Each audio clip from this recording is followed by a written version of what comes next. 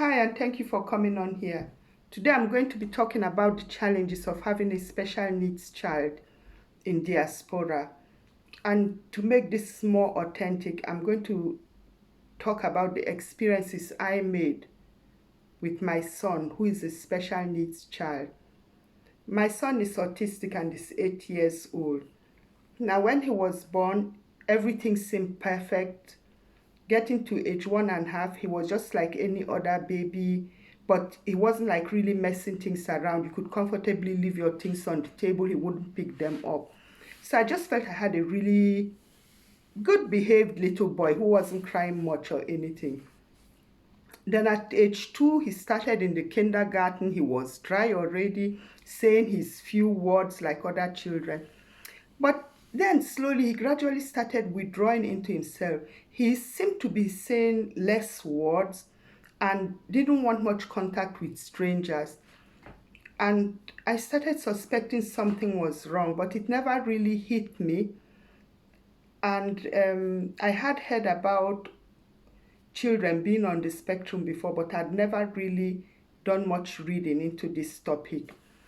And then as the months went by, the kindergarten called me and told me they had observed that my son was withdrawing. He didn't seem to have contact with people, and that they were suspecting that my child was on the spectrum and that I had to have him tested. So we arranged for a test to be carried out in the hospital. And the procedure is that when the kindergarten informs you about this and the test is done, you can sign that the results should also go to the kindergarten. So we had to do several tests at the hospital. I think we went there like 2, 3 times. And the result was quite depressing for me because, they said my son was on the spectrum. He was like on the level of a 1.5-year-old child. He would probably not be able to talk ever. He would be mentally retarded. And they offered to connect me with a group of parents whose children were also autistic so that, from the group you can learn more about it. It's like a support group too. So I told them that, well, I would just want to take my child home and teach him like I taught all my other kids. Maybe it would take longer, and what he can learn, he can learn, and what he can't learn, he can't learn. So I didn't really like that idea of going to a group. But what I did was to start therapy with him at the hospital. Now, unfortunately, even though the therapy lasted over a year, it was just like once a week, and in the holidays there would be no therapy at all, and sometimes the woman would miss out because she was sick. So I just felt that that therapy was not enough for my child. And at age 4 to 5, they usually have this examination in the kindergarten where the children are tested to see if they could go to school at the age of 6. Now, the woman comes from the Gesundheit arm to carry out this test, and my son was not able to answer any of the questions. So I was there because you can accompany your child to this test. So I cut her short and told her that my son had already been tested and was on the spectrum. Then she said in that case there was no need to go on, it wasn't yielding results, and she would give the reports of the doctor to the Gesundheit arm, which she did. And funnily enough, now my son was like 4 plus. The kindergarten started complaining that they didn't want my son on the kindergarten. I should put him in a kindergarten for special needs children because obviously by now the results were out. And my son was not like taking up contact with other children in the kindergarten. He would just hide under the table or row up all the toys in a line according to color, all the cars or Legos according to color. Then what he would do again is flip with his hand when he's stressed, and he could just keep making repeated movements on the chair, down to the door, just keep repeating the movement over and over again. So those were like the kind of problems or challenges he was having, but he wasn't really like hitting on any child or aggressive. Then I told them that I would want him to be on the normal kindergarten, so if it was possible, they should get him an integration helper, which they had never heard of. So a meeting was called again, and somebody had to come from the Gesundheitsamt, and then the lady told them there was that possibility because that kindergarten had never even had an integration helper there before. So my son was approved an integration helper who was to come a few hours a day to stay with him. Now suddenly the kindergarten decided that there were 5 other children who needed an integration helper, and they told me if it was okay with me, all these 5 children could share this integration helper so that they could kind of take her over like a full-time staff. I said it was okay with me because I believe that my son could have, been okay alone in a normal kindergarten, but if they felt they needed an extra help, then that would be good. And of course, maybe if he has someone that has more time for him, she could also pay him attention. So this lady came as the integration helper. Unfortunately, she never really did anything with my son because I had this habit of going to kindergarten at different times to pick my child just to observe what was going on. Since my son wasn't talking, I wanted to observe myself how he was being treated. And this lady was always sitting with the white kids. She never had my son on the table with him. So for my son, there was hardly any difference. Also, the challenges that I had as an African mother there is that, of course, once your child is different in any way, you see parents trying to act up and be funny. For instance, one day, a mother protested that her child was scared to come to the kindergarten because my son was constantly harassing him and telling him things, whereby my son wasn't even talking. So that problem was cleared, but there wasn't any at all, any sympathy, any help, no reaching out from the parents. And I must say from the kindergarten also, it was very sober and not at all encouraging or what you would expect, some kind of support from the kindergarten. There was nothing like that. Then of course at age 5+,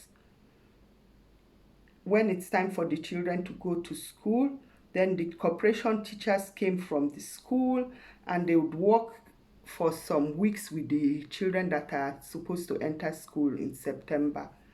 So it was obvious. They made a report that my son couldn't go to school. His integration helper also made her report. The kindergarten made a report. So the next procedure is that you would be asked to go and do another test. And this test is to determine if your child has special needs. And this test is normally done by the special needs school. So I had to take my son there, and again, my son did not answer the questions. And I must say, probably he wouldn't have been able to answer them anyway. But the way the lady asked the questions, I don't think it was appropriate for an autistic child. In fact, not for any child, because normally what you do when a child comes is you try to, get the child to be familiar with the environment, warm up a bit. Hello, how are you? Sit down. Ask 1 or 2 irrelevant questions and then go into the question. But she just went, which is bigger, which is smaller? And my son just looked and didn't respond. And that's also a way they get a lot of black kids here who do badly in tests, because they just rush over the questions. They don't first bond with the children, but just rush over the question. Then the children are intimidated, overwhelmed, then they can't answer the question. So my son couldn't do well in the test, and I guess he wouldn't have done well anyway. So they said my son should go on the Förderschule. Now you'd be surprised that despite the so-called European Union Convention and the law that every child has a right to inclusive schooling, it's not actually the fact. In reality, they will push your child to the Förderschule, that is the special needs school, and they are going to do it in such a way that you yourself won't even realize what is going on, because they won't give you the proper information. They just systematically lead you one step to the other, because they will tell you, oh, sign for this test, and they won't tell you the implication of signing for it. Because if you had refused the test, your child may have been able to go to a pre-1 class. But once it has been determined that your child has special needs, then the child can no longer go to the pre-1 class. So they wouldn't tell you that.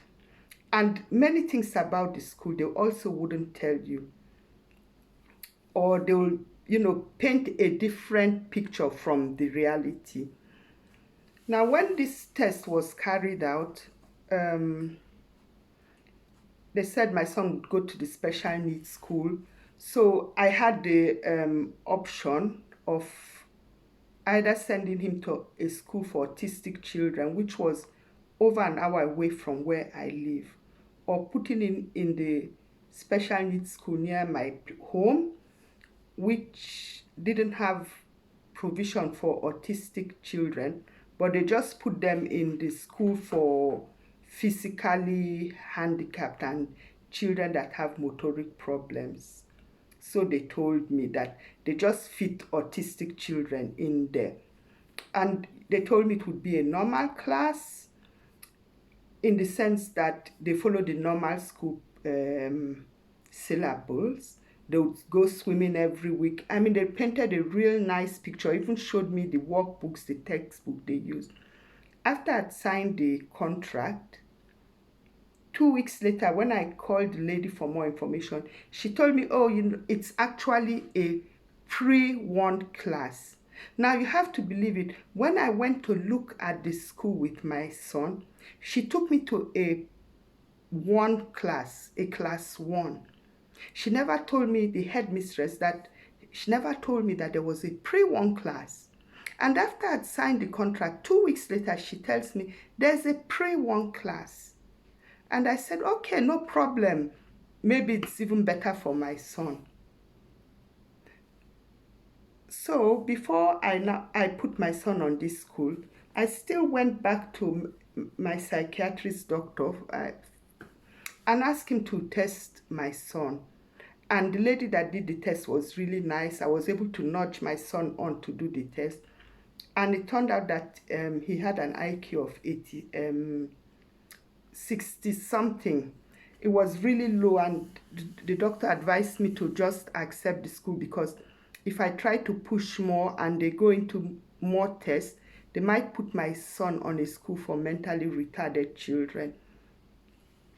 So my son started on the school for physically handicapped children. It was 8 children in the class with about 2 teachers, but most of the children there had also serious issues. Many of them, it was even more grievous than my son, because they weren't talking, they were also not aware of their environment. I mean, some were really had more grievous needs. And I was really skeptical about how my son would be able to learn anything at all in such a group. Not just alphabet or anything, but anything at all. Anyway, I can't really complain. In some aspects, the school was really good. They really had a close-knit system. They played with the children. They went for sports. They ate them. My son really liked it on the school. But the issue is that they weren't learning anything. The whole year they learned the number 1 and 2 and the alphabets M and O. So I wasn't really happy, because I felt That wasn't the adequate school for my child. And that's one problem you have here in diaspora and in Germany. You might think that it's more developed than in Africa or so, but actually it's not the case. Very often, when you have a child with special needs, it's going to be very difficult to find a school that is actually suited to your child. Because I guess also every child with special needs is kind of different and has a different special need. So somewhere around January, my son had started the school in September. Around January, I told the headmistress in the special needs school that I would like my son the next September to start on a regular school. Now, when I was putting my son on that school, they told me, yes, your child can be there, you have a right to inclusive education, and when your son is here, anytime you feel like, you can put him on a regular school. Now, when I asked for my son to be put on a regular school, I was told that that is not the case. That to get my son out of that school, I have to go to the Schulamt, that is the Ministry of Health, and there's going to be a conference, Bildungsweg conference. And during that conference, it will be determined if my son can go on a regular school. So the primary school, also the regular school, said they weren't taking my son. So I had to apply to the Schulamt and ask for the conference. Now, during this period, from when my son started in that special school, in fact, even before, when I knew my son wasn't going on that special school, I wasn't going on the regular school, I bought the workbooks for the primary school, the workbooks that children use on the regular primary school. So I started working on my son. It was a very gradual process because initially the learning was very slow and we could only learn for like 10 minutes a day. But with time, he started picking up, and I bought a lot of educational toys from Amazon. If I want to teach my son anything big, bigger, or numbers, I would crack my head, what kind of toys can I use to make this like a fun thing? And I made sure I only taught him when I was in a good mood.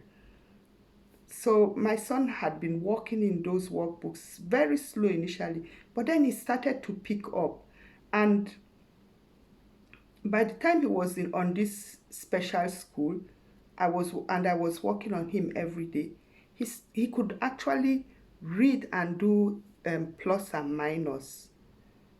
So I kept all those workbooks, and I took my son back to the psychiatrist and asked him to do another test. And the psychiatrist said, but it's such a short period, his IQ won't improve, because it was less than a year. And I told him I'd been really working on my son and I would really love him to do the test again.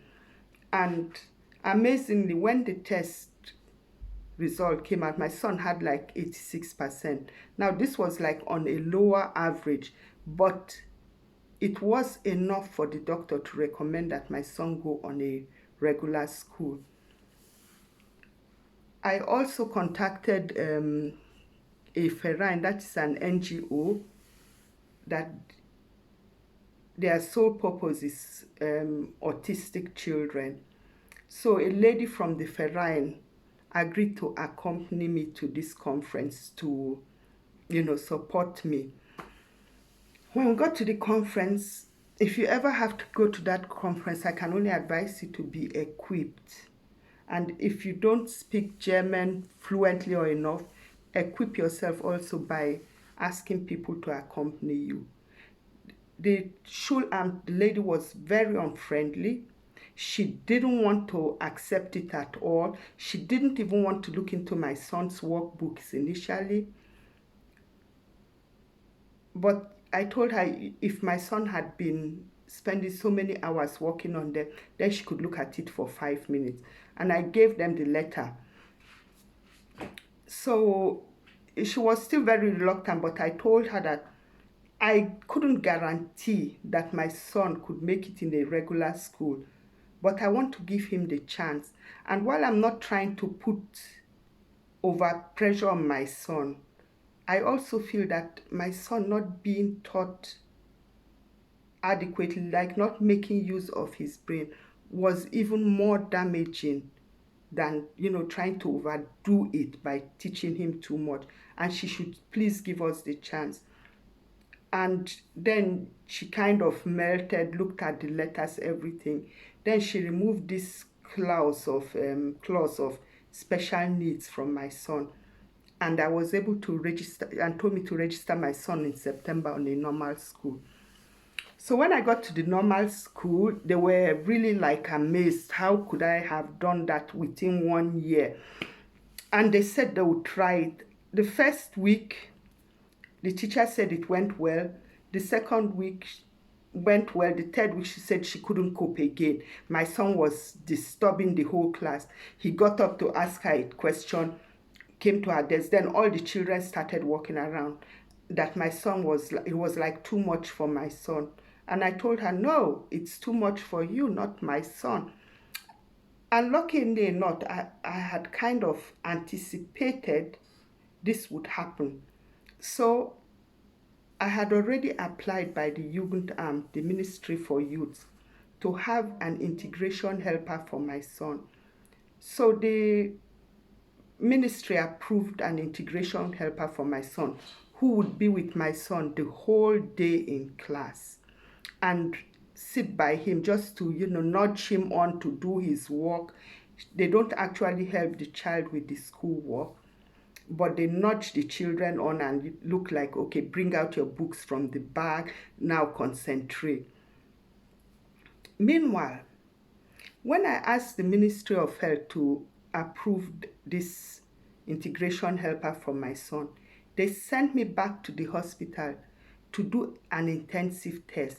Now, this test, because the clause special need has been removed from my son, the hospital was only to test if my son needed this integration helper to integrate in the school. But the doctor in the hospital, went ahead to do another IQ test without informing me, although I had presented her with an IQ test that was barely 3 months old. But probably they thought or believed that that result had been doctored. So she went ahead to do that test again. But luckily and strangely enough, that test turned out with an IQ of 116. So the result now was that my son was over intelligent for his age. His intelligence was more than the average child of his age. And she never told me she did the test. It only came out when I asked her for the result of the test. I told her I want the result of the test for my son's psychiatric doctor. And she said, no, it's a secret, it can't be given out. And I asked her, a test done on my own child, why would the result be a secret to the mother?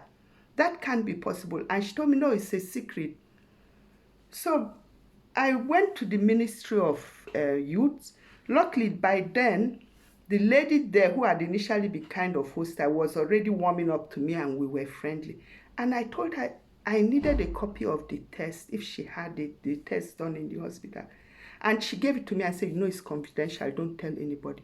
It was only there that I saw that they had carried out that test without me consenting to it. But all things being said and done, my son is doing well and he coped very well. Despite Corona, he's been coping well in the school. But some of the challenges I really had is what I would like to go into now.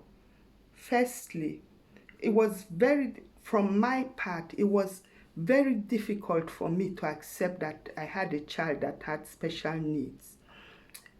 Initially, when it first came out, I was, using every excuse to leave the house. I have to go to work, I have to attend a meeting, I have to do this, I have to do that. But I was just running away from the situation. Then also, when I was going out, I didn't want to take him because I didn't really want people to notice it. So I'll just make this excuse that I'm leaving all my kids at home. But actually, the reason I was doing that was because I didn't want to take him. Now, I don't feel good admitting it, but it really took me some time to come clear with the fact that my child had special needs and to stand up and say, yes, it is this way, I'm proud of him. And it has nothing to do with loving him. I always loved him. I loved him desperately, and I really felt a need to protect him more than my other children. But still, it took me time. And one of the reasons too is because I always had this feeling, sometimes we Africans under ourselves, we're not really too nice. I always had this feeling maybe somebody would laugh at me or something. I don't know. But it was difficult for me initially. That was the first challenge I had. It came from within me. The second challenge was that most of my friends, they didn't really understand what was going on. They would be like, oh, he's not talking because you don't have time for him. He's not, take that thing away from him. Don't let him do that. You're not strict enough. I found out that in our society, most people, they don't know how to handle this situation or how to be a support to a parent that has such a child. That also was difficult for me. Also difficult for me was the fact that my husband is more like a person that he will put so much trust in God and say, okay, just let it be, with time it will be okay. So it was like I was struggling and struggling on my own to keep pushing this child, keep, getting more and more out. And he felt like I was pushing it too much, that I should just have faith in God. So somehow I felt like it was a battle I was facing somehow alone. I have to be honest about it. That was it. Then the most difficult challenge I had was that in this society, as a black woman, when you tell them, I want to work with my son, I can teach him, I know what the problem is, they don't believe you. They just look at you and think, how can you, black woman, know what to do with a special needs kid? Or how do you really know what you're talking about? For instance, I told the school when he was in the special needs school, I'd like my child to be coming home at 12 because I would want to work with my child. What do you think you are doing with the child at home? You don't know how to, what would you be keeping him at home doing? You don't even know what these children need. So you are struggling to get the best for your special needs child, and you are confronted with people that just take you like you are daft or just don't have the confidence that you can perform your role as a mother of this child. That was very hard for me, and I really had to go through a lot of battles with all these offices. And so it was, I know I've spoken now almost 30 minutes about it, but it was a real battle to get my son from this further schules to a normal school. I must have gone to the primary school up to 20 times. I think the headmistress couldn't even see me again, just to make sure my son could get there. And even when he was making that move from nursery school to primary school, I looked at over 10 schools, and 10 schools rejected my child. But at the end, despite all the challenges, God really did it and it worked. So if you have a special needs child, I hope listening to this can kind of help you or give you hope and courage. I know that in all cases it may not be such an improvement in the child.